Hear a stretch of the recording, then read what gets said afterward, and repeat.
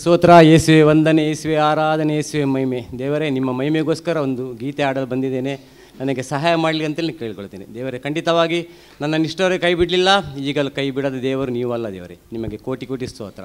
ಸಹಾಯ ಮಾಡಿದ್ದಕ್ಕಾಗಿ ನಿಮಗೆ ಸ್ತೋತ್ರ.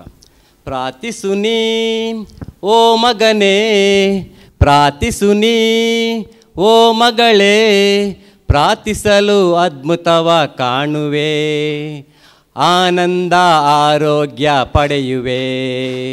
ಪ್ರಾರ್ಥಿಸಲು ಅದ್ಭುತವ ಕಾಣುವೆ, ಆನಂದ ಆರೋಗ್ಯ ಪಡೆಯುವೆ.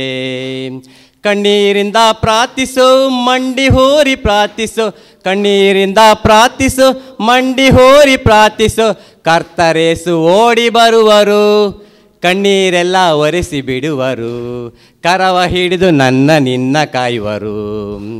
ಕಣ್ಣೀರಿಂದ ಪ್ರಾರ್ಥಿಸು, ಮಂಡಿ ಹೋರಿ ಪ್ರಾರ್ಥಿಸು, ಕಣ್ಣೀರಿಂದ ಪ್ರಾರ್ಥಿಸು, ಮಂಡಿ ಹೋರಿ ಪ್ರಾರ್ಥಿಸು. ಕರ್ತರೇಸು ಓಡಿ ಬರುವರು, ಕಣ್ಣೀರೆಲ್ಲ ಒರೆಸಿ ಬಿಡುವರು, ನನ್ನ ನಿನ್ನ ಕಾಯುವರು. ಪಾಪ ತ್ಯಜಿಸಿ ಪ್ರಾರ್ಥನೆ ಮಾಡು, ಕ್ಷಮೆಯ ನೀಡಿ ಪ್ರಾರ್ಥಿಸಿ ನೋಡು. ಪಾಪ ತ್ಯಜಿಸಿ ಪ್ರಾರ್ಥನೆ ಮಾಡು, ಕ್ಷಮೆ ನೀಡಿ ಪ್ರಾರ್ಥಿಸಿ ನೋಡು. ನಂಬಿ ನೀನು ಪ್ರಾರ್ಥನೆ ಮಾಡು, ಕೇಳಿದೆಲ್ಲ ಪಡೆಯುವೆ ನೀನು. ನಂಬಿ ನೀನು ಪ್ರಾರ್ಥನೆ ಮಾಡು, ಕೇಳಿದೆಲ್ಲ ಪಡೆಯುವೆ ನೀನು. ಕಣ್ಣೀರಿಂದ ಪ್ರಾರ್ಥಿಸು, ಮಂಡಿ ಹೋರಿ ಪ್ರಾರ್ಥಿಸು, ಕಣ್ಣೀರಿಂದ ಪ್ರಾರ್ಥಿಸು, ಮಂಡಿ ಹೋರಿ ಪ್ರಾರ್ಥಿಸು. ಕರ್ತರೇಸು ಓಡಿ ಬರುವರು, ಕಣ್ಣೀರೆಲ್ಲ ಒರೆಸಿ ಬಿಡುವರು, ಕರವ ಹಿಡಿದು ನಿನ್ನ ನನ್ನ ಕಾಯುವರು. ಯೇಸು ನಾಮದಲ್ಲಿ ಪ್ರಾರ್ಥಿಸು, ಯೇಸು ಪಾದ ಬಿಡದೆ ಪ್ರಾರ್ಥಿಸು. ಯೇಸು ನಾಮದಲ್ಲಿ ಪ್ರಾರ್ಥಿಸು, ಯೇಸು ಪಾದ ಬಿಡದೆ ಪ್ರಾರ್ಥಿಸು. ಯೇಸು ಕರುಣೆಗಾಗಿ ಪ್ರಾರ್ಥಿಸು, ಕೊಡುವ ತನಕ ಬಿಡದೆ ಪ್ರಾರ್ಥಿಸು. ಯೇಸು ಕರುಣೆಗಾಗಿ ಪ್ರಾರ್ಥಿಸು, ಕೊಡುವ ತನಕ ಬಿಡದೆ ಪ್ರಾರ್ಥಿಸು. ಕಣ್ಣೀರಿಂದ ಪ್ರಾರ್ಥಿಸು, ಮಂಡಿ ಹೋರಿ ಪ್ರಾರ್ಥಿಸು, ಕಣ್ಣೀರಿಂದ ಪ್ರಾರ್ಥಿಸು, ಮಂಡಿ ಹೋರಿ ಪ್ರಾರ್ಥಿಸು. ಕರ್ತರೇಸು ಓಡಿ ಬರುವರು, ಕಣ್ಣೀರೆಲ್ಲ ಒರೆಸಿ ಬಿಡುವರು, ಕರವ ಹಿಡಿದು ನನ್ನ ನಿನ್ನ ಕಾಯುವರು. ಪ್ರಾರ್ಥಿಸಲು ಮಳೆಯು ಸುರಿಯಿತು, ಪ್ರಾರ್ಥಿಸಲು ಕಡಲು ಬಿರಿಯಿತು. ಪ್ರಾರ್ಥಿಸಲು ಮಳೆಯು ಸುರಿಯಿತು, ಪ್ರಾರ್ಥಿಸಲು ಕಡಲು ಬಿರಿಯಿತು. ಪ್ರಾರ್ಥಿಸಲು ಸೌಖ್ಯ ಲಭಿಸಿತು, ಪ್ರಾರ್ಥಿಸಲು ಪೀಡೆ ತೊಲಗಿತು. ಪ್ರಾರ್ಥಿಸಲು ಸೌಖ್ಯ ಲಭಿಸಿತು, ಪ್ರಾರ್ಥಿಸಲು ಪೀಡೆ ತೊಲಗಿತು. ಕಣ್ಣೀರಿಂದ ಪ್ರಾರ್ಥಿಸು, ಮಂಡಿ ಹೋರಿ ಪ್ರಾರ್ಥಿಸು, ಕಣ್ಣೀರಿಂದ ಪ್ರಾರ್ಥಿಸು, ಮಂಡಿ ಹೋರಿ ಪ್ರಾರ್ಥಿಸು. ಕರ್ತರೇಸು ಓಡಿ ಬರುವರು, ಕಣ್ಣೀರೆಲ್ಲ ಒರೆಸಿ ಬಿಡುವರು, ಕರವ ಹಿಡಿದು ನನ್ನ ನಿನ್ನ ಕಾಯುವರು. ಪ್ರಾರ್ಥಿಸು ನೀ ಓ ಮಗನೇ, ಪ್ರಾರ್ಥಿಸು ನೀ ಓ ಮಗಳೇ, ಪ್ರಾರ್ಥಿಸಲು ಅದ್ಭುತವ ಕಾಣುವೆ, ಆನಂದ ಆರೋಗ್ಯ ಪಡೆಯುವೆ. ಪ್ರಾರ್ಥಿಸಲು ಅದ್ಭುತವ ಕಾಣುವೆ, ಆನಂದ ಆರೋಗ್ಯ ಪಡೆಯುವೆ. ಯೇಸುವೆ ಸ್ತೋತ್ರ, ಯೇಸುವೆ ವಂದನೆ, ಯೇಸುವೆ ಆರಾಧನೆ. ದೇವರು ಮಾಡಿದ ಉಪಕಾರಕ್ಕೆ ನಾನು ಸ್ವಲ್ಪ ದೇವರ ಹತ್ರ ನಿಮ್ಮ ಎಲ್ಲರಿಗೆ ಅವರ ಸಾಕ್ಷಿ ಹೇಳಬೇಕು. ದೇವರು ಇಷ್ಟರವರೆಗೆ ನಾನು ಏಕೈಕ ದೇವರಾದ ಅವರಿಗೆ ಮೊದಲ ಸ್ಥಾನ ಕೊಟ್ಟನಂದರೆ ನನಗೆ ಯಾವುದರಲ್ಲೂ ಕಡಿಮೆ ಆಗಲಿಲ್ಲ. ಬಟ್ಟೆ ಆಗಲಿ, ಆಹಾರಕ್ಕಾಗಲಿ, ನೀರು ಕೊರತೆ ಯಾವುದು ಕೊರತೆ ಇಲ್ಲದಾಗೆ ನಡೆಸಿದ್ದಾರೆ. ನಾವು ಹೋಗುವಾಗಲೂ ಬರುವಾಗಲೂ ನಾವು ಗಾಡಿಯಲ್ಲಿ ಹೋಗುವ ಎಷ್ಟೋ ಜನ ಆಕ್ಸಿಡೆಂಟ್ ಆಗಿ ನಾವು ನೋಡ್ತೇವೆ, ಆದರೆ ನಮ್ಮನ್ನು ಸುರಕ್ಷಿತವಾಗಿ ಅವರು ಕಾಪಾಡಿದ್ದಾರೆ. ಅದಕ್ಕಾಗಿ ಅವರಿಗೆ ನಾವು ಎಷ್ಟು ಸ್ತೋತ್ರ ಹೇಳಿದ್ರೂ ಸಾಲದೇ ಇಲ್ಲ. ಅದಕ್ಕಾಗಿ ನಾನು ಅವರಿಗೆ ಸದಾ ಬೆಳಿಗ್ಗೆ ಎದ್ದು ಸಾಯಂಕಾಲ ಮಲಗುವಾಗಲೂ ಬೆಳಿಗ್ಗೆ ಎದ್ದು ಎಲ್ಲವನ್ನು ಆಹಾರ ಸಹ ನಾವು ಅವರಿಗೆ ಸಮರ್ಪಿಸಿಕೊಟ್ರೆ ನಮಗೆ ಯಾವುದು ಹೊಟ್ಟೆ ನೋವಾಗಲಿ ಬಾಧೆ ಎಂತೂ ಬರೋದಿಲ್ಲ. ಇದು ಮಾತ್ರ ನಾನು ಪರ್ಫೆಕ್ಟ್ 100% ಅವರಿಗೆ ನಾಮದಲ್ಲಿ ನನಗೆ ನಂಬಿಕೆ ಇಟ್ಟು ಹೇಳ್ತೇನೆ. ಯಾಕಂದರೆ ನನಗೆ ಇಷ್ಟವರೆಗೆ ಗಮವಾಗಿದೆ. ಮೊದಲಾಗಿ ನಾನು ನಿಮ್ಗೆ ಹೇಳ್ತೇನೆ, ಚಿಕ್ಕಂದರೆ ಇಷ್ಟವರೆಗೆ ನಾನು ಇಷ್ಟವಾಗಿ ಸ್ವೀಟ್ ತಿಂತೇನೆ, ಉಪ್ಪಿನಕಾಯಿ ಆಗಲಿ ಉಪ್ಪಾಗಲಿ ತಿಂದೇನೆ. ಆದರೆ ಇಷ್ಟವರೆಗೆ ನನ್ನ ರೋಗ ನನ್ನನ್ನು ಮುಟ್ಟಲಿಕ್ಕೆ ಆ ದೇವರು ನನ್ನ ಬಿಡಲಿಲ್ಲ. ಆ ನನ್ನ ರಕ್ಷಕರಾದ ಯೇಸು ಇಷ್ಟವರೆಗೆ ನನ್ನ ಕಾಪಾಡಿದ್ದಾರೆ. ಅದಕ್ಕಾಗಿ ಅವರಿಗೆ ಸ್ತೋತ್ರ. ಹಾಗೆ ದೇವರು ನಮಗೆ ಏನು ಮನೆಯಲ್ಲಿ ಶಾಂತಿ ಸಮಾಧಾನ ಅವರ ಮಕ್ಕಳನ್ನು ಇಬ್ಬರು ಕೊಟ್ಟಿದ್ದಾರೆ.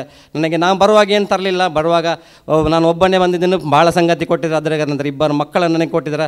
ಆ ಇಬ್ಬರು ಮಕ್ಕಳು ದೇವರ ಸ್ತುತಿ ಮಾಡಿ. ಆದರೆ ಅವರು ಕಡಿಮೆ ಮಾಡ್ತಾರೆ. ಅವರಿಗೆ ಅಂದರೆ ಹೆಚ್ಚಾಗಿ ಮೊಬೈಲ್ ಟಿ ವಿಯಲ್ಲಿ ಇರ್ತಾರೆ, ಅದರಿಂದ ಅವರಿಗೆ ಬಿಡುಗಡೆ ಕೊಡಬೇಕಂತೇಳಿ ದೇವರ ಹತ್ರ ಪ್ರಾರ್ಥಿಸ್ತೀನಿ. ನಾನು ಯಾವಾಗಲೂ ಪ್ರಾರ್ಥಿಸ್ತೀನಿ, ಅವರ ಪಾದಕ್ಕೆ ಒಪ್ಪಿಸ್ತೀನಿ. ಯಾಕಂದರೆ ಅವರ ಮಕ್ಕಳು, ಹೆಂಡತಿ ಕೊಟ್ಟದವರು, ಅವರು ಹೆಂಡತಿ ಕೊಟ್ಟದವರು, ಮಕ್ಕಳವರು. ಅದಕ್ಕಾಗಿ ಎಲ್ಲವನ್ನು ಅವರ ಪಾದಕ್ಕೆ ಸಮರ್ಪಿಸಿ ನಾನು ಯಾವಾಗಲೂ ಕೊಡೋದು. ಹಾಗೆ ನಾನು ಬೆಳಗ್ಗಿಂದ ಮನೆಯಿಂದ ಹೊರಡುವಾಗಲೂ ನಾನು ಅವರಲ್ಲಿ ಪ್ರಾರ್ಥನೆ ಮಾಡಬಾರ್ದು. ಬೆಳಿಗ್ಗೆ ಇವತ್ತು ನಾವು ಇಲ್ಲಿಗೆ ಆಲೆಗೆ ಬರಬೇಕಂತೇಳಿ ನಾನು ಮನೆಯಲ್ಲಿ ಪ್ರಾರ್ಥನೆ ಮಾಡದೇ ಬರೋದಿಲ್ಲ, ನಾನು ಪ್ರಾರ್ಥನೆ ಮಾಡಿಯೇ ಅವರಿಗೆ ಬರೋದು. ಅದಕ್ಕಾಗಿ ನಾನು ಇಷ್ಟವರೆಗೆ ಆರೋಗ್ಯ ಇಟ್ಟಿದ್ದಾರೆ, ಸದಾ ಕಾಪಾಡ್ತಾ ಬಂದಿದ್ದಾರೆ, ಏನು ಕೊರತೆ ಇಲ್ಲದೆ ನಡೆಸಿದ್ದಾರೆ. ಅವರು ಕೊಟ್ಟ ಗಾಡಿಯಾಗಲಿ, ಅವರು ಕೊಟ್ಟ ಮನೆಯಾಗಲಿ ಯಾವ ಕೊರತೆ ಇಲ್ಲದೆ ಅದನ್ನು ನಡೆಸ್ತಾ ಬಂದಿದ್ದಾರೆ. ಅದಕ್ಕಾಗಿ ಅವರಿಗೆ ಕೋಟಿ ಕೋಟಿ ಸ್ತೋತ್ರ. ಹಾಗೆ ಒಂದು 3 ವಾರ ಮುಂಚೆ ರೇವಂತ್ ಅವನಿಗೆ ಅವನೊಬ್ಬ ದೊಡ್ಡವನ ಗಾಡಿಯಲ್ಲಿ ಹೋಗ್ತಾನೆ, ಸಣ್ಣವನ ಸೈಕಲ್ ಹೋಗ್ತಾನೆ. ಆದರೆ ದೇವರು ಎಷ್ಟು ಕಾಪಾಡಿದರೆ ಅವರು ರೋಡಲ್ಲಿ ಹೋಗುವಾಗ ಏನು ಅನಾಹುತ ಆಗದೆ ಅವ್ರನ್ನ ಕಾಪಾಡ್ತಾರೆ. ಮೊನ್ನೆ ದಿವಸದಲ್ಲಿ ಕುಲಶೇಖರ ಚರ್ಚೆ ಗ್ರೌಂಡಲ್ಲಿ ಅವನು ಕೆಳಗೆ ಗೇಟೆಲ್ಲ ಹಾಕ್ತಾರೆ ಸಣ್ಣದು. ನೋಡಿದವ್ರಿಗೆ ಎಚ್ಚರ ಗೊತ್ತಿರ್ಬೋದು. ಅವನು ಅಲ್ಲಿ ಸಣ್ಣ ಜಾಗದಲ್ಲಿ ಅವನು ಸಣ್ಣ ಮಕ್ಕಳಲ್ಲ, ರೌಂಡ್ ಮಾಡಲಿಕ್ಕೆ ಹೋಗಿ ಅಲ್ಲಿಂದ ಬಿದ್ದಿದ್ದಾನೆ. ಆದರೆ ಅಲ್ಲಿ ಕಲ್ಲು ಮತ್ತು ಅದು ಗೇಟಿನ ಕಬ್ಬಿಣದ ಇದೆಲ್ಲ ಇತ್ತು.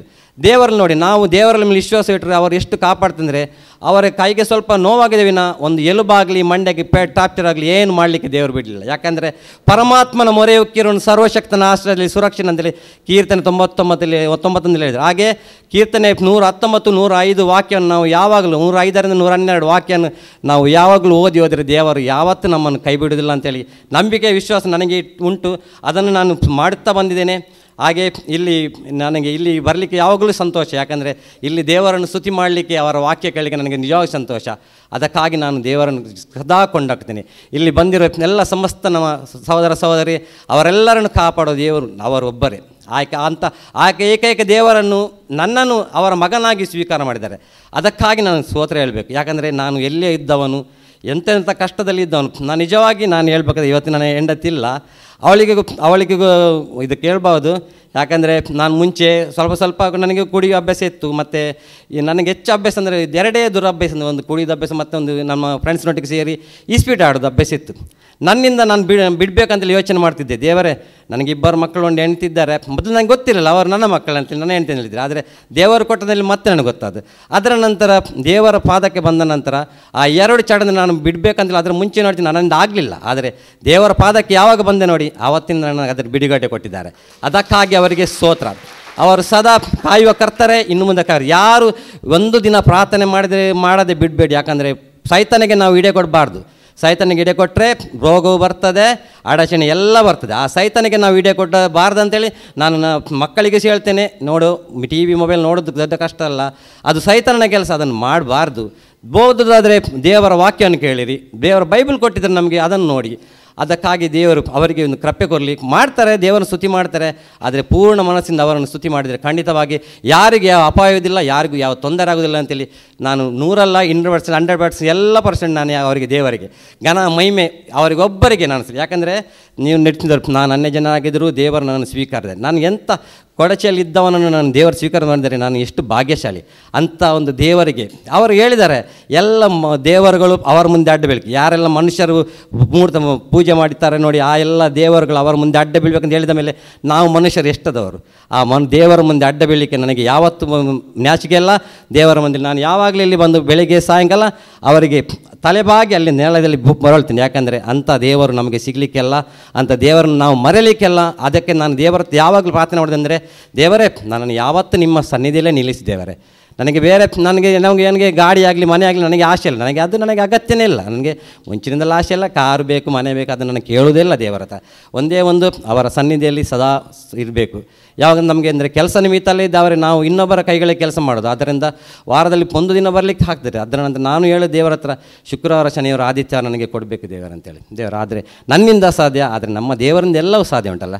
ಆ ದೇವರು ಮಾಡುವ ದೇವರು. ಅದಕ್ಕಾಗಿ ಸ್ತೋತ್ರ. ಅವರಲ್ಲಿ ಸದಾ ಮಹಿಮೆ ಘನ ಮಹಿಮೆ ಸಲ್ಲಿಸ್ತಾ ಅವರಿಗೆ ಸ್ತೋತ್ರ ಹೇಳ್ತೀನಿ. ಯೇಸುವೇ ಸ್ತೋತ್ರ, ಯೇಸುವೇ ವಂದನೆ, ಯೇಸುವೇ ಆರಾಧನೆ, ಯೇಸುವೇ ಮಹಿಮೆ. Hallelujah, hallelujah, hallelujah. Thank you Jesus. Hallelujah, hallelujah.